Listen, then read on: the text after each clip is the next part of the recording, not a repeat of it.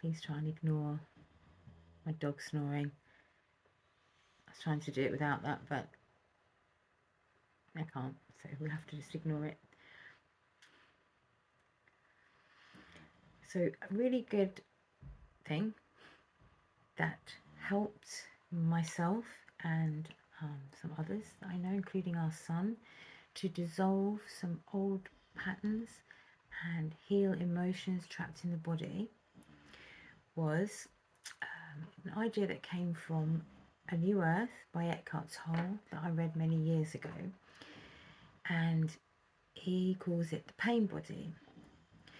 And when it's activated, and it's activated by certain triggers, it could be tiredness, hunger, thirst, or something specific to you and your experience or your character that gets triggered.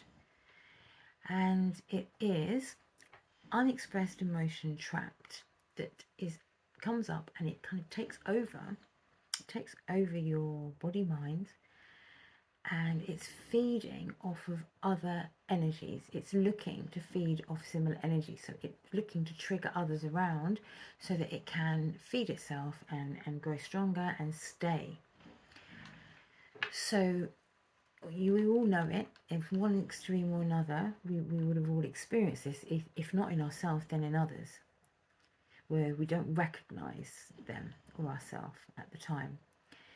And a long time ago, on a full moon, which if you have some awareness of yourself and your emotions, they are enhanced around a full moon.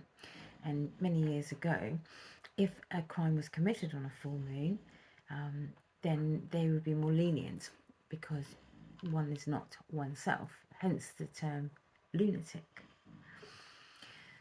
So the pain body, when it's active, it's difficult to recognise it when it's happening initially, but just to start to recognise it after the event is enough for it to start to dissolve, and gradually you will be able to do it sooner, notice it sooner, and eventually before it arises or as it's arising.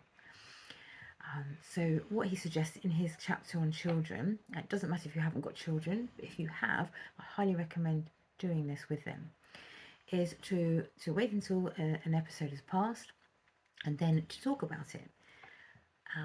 How did it feel? Maybe draw something, maybe give it a name, which is what we did. And we called it the Menace, as in Dennis the Menace, which is a very apt name for it, because it is a menace, and it just causes havoc for oneself and anyone who is unfortunate to be around at the time. So by giving it this name, it becomes non-personal, and also the important thing is that you do it too. Don't just tell the child if you have a child.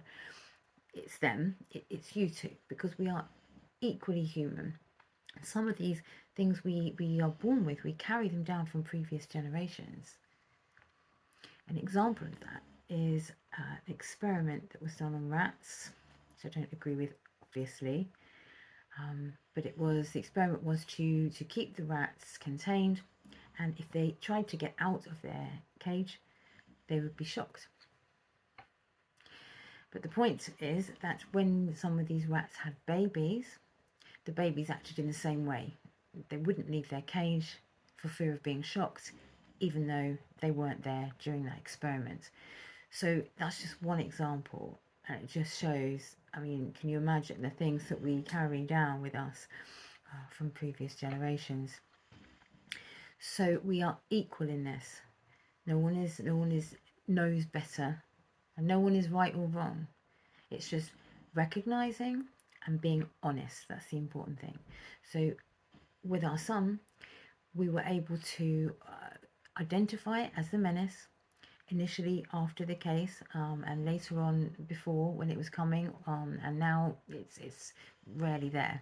So he's become very grounded, very wise for his age, and it's been amazing for our relationship. So we would have a genuine conversation, apology, a recognition. Sorry, that was my menace. I think it was triggered because of whatever it was at the time, and I am really sorry. And then the other would be able to accept that apology because we could see what it was and we weren't judging. We weren't saying, that's you, you're bad. So it's an amazing practice if you can do it, but the important thing is you do it too, and be honest, and it's an equal learning, because that's why we're here, to learn, to heal, to evolve, and to share whatever works for us. So I hope that helps you. Good luck.